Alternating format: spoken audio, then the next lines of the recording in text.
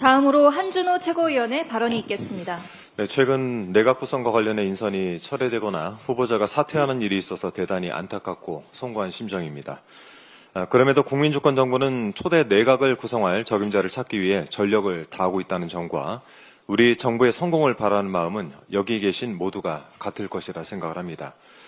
인수위도 없이 출범한 국민주권정부 어느덧 50여일이 지났습니다. 지난 23일 기준으로 장관 후보자 11명에 대한 임명 절차가 완료되었고 다음 주에는 김윤덕 그리고 최희영 두 장관 후보자에 대한 인사청문회가 예정돼 있습니다. 이 원활한 국정 운영을 위해서 장관 인선이 차질 없이 진행되어야 할 텐데 이 국민의힘 발목 잡기가 정말 경우를 넘어서고 있습니다.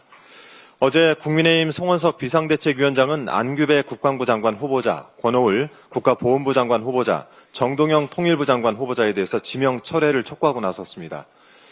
국민의힘 내부가 엉망이니 이 시선을 밖으로 돌리기 위해서라도 이런 짓을 한다는 것은 이해는 하더라도 그 사유가 합당하거나 분명해야 하지 않겠습니까? 지금의 태도는 국정 발목 잡기 그 이상도 그 이하도 아닙니다. 송원석 위원장이 장관 후보자들을 두고 도무지 정상이라고 볼 수 없다라고까지 비난을 하던데요. 글쎄요, 내용을 떠나서라도 비난을 할 사람이 비난을 해야죠. 비난하는 송원석 위원장 이야기는 좀 뒤로 미루고 지난 3년 윤석열 정권의 장관들은 얼마나 정상이었는지 한번 살펴보겠습니다. 송원석 위원장 덕분에 지난 정부 인사청문회 자료들을 좀 훑어봤습니다. 면면이 주옥 같은 분들만 골라서 장관 후보자로 지명한 내란숙의 윤석열의 안목에 정말 새삼 감탄하지 않을 수가 없었습니다. 하나씩 살펴보겠습니다. 먼저 윤석열 정권의 인사에서 사적 유용은 아주 기본 소양이었습니다. 원희룡 전 국토부 장관은 제주도지사 시절에 소위 오마카세로 불리는 고급 일식집에서 1,600만 원어치 업무 추진비를 지출해서 논란을 빚었습니다. 참고로 이곳의 1인당 밥값은 점심이 7만 원, 저녁이 16만 원 정도입니다. 이인숙 방송통신위원장도 인사청문회 당시 법인카드 사적 유용에 대한 의혹이 제기됐고 현재 수사를 받고 있습니다. 법인카드로 대전 성심당에서 100여만 원어치의 빵을 사 먹고 서울 강남 자택 근처에서만 87건, 1,700만 원 가까이 결제를 한 것으로 드러났습니다.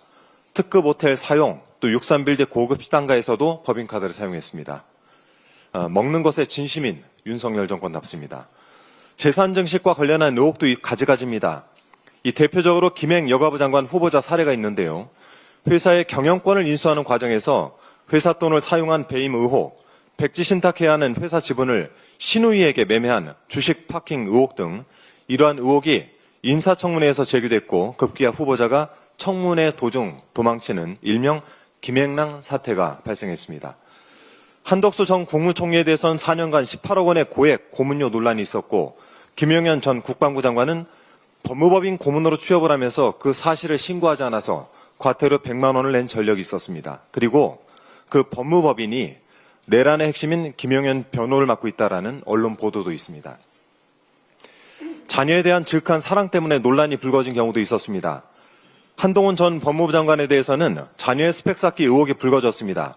자녀가 한 논문 대회에서 금상을 수상을 했는데 이 논문에 대해서 대필 의혹이 제기됐고 또 봉사활동 내역에 미리 서명을 해놓은 2만 시간 봉사활동 의혹으로 구설에 올랐습니다. 이 건 제대로 조사를 해야 되지 않겠습니까?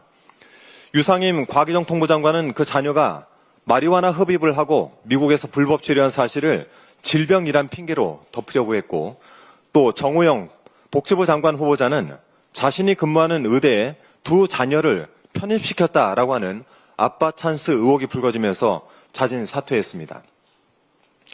도무지 정상이라고 찾아볼 수가 없는 이런 인사들에 대해선 그때는 말 한마디 못하시더니 이런 자들을 데리고 내란을 일으킨 윤석열과 그 내란을 옹호한 정당이 어디서 이제와 정상과 비정상을 운운하고 있습니까?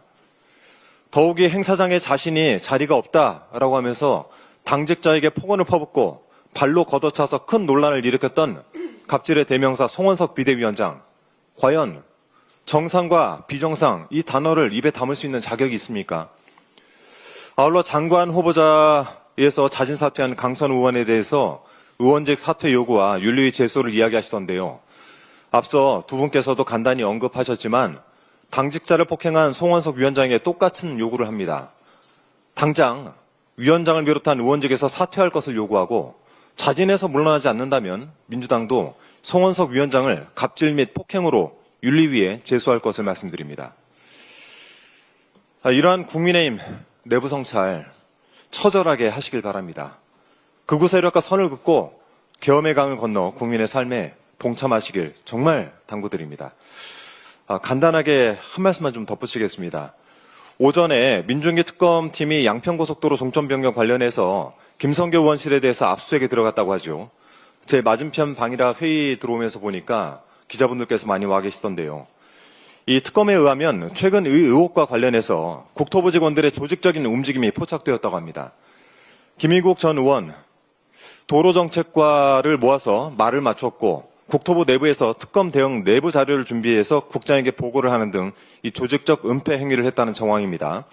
특검은 오늘 압수수색에서 김성교 의원실에 이와 관련한 국토부의 비밀스러운 보고가 있었는지 반드시 확인을 해야 되겠습니다. 아울러서 국토부에도 경고를 합니다.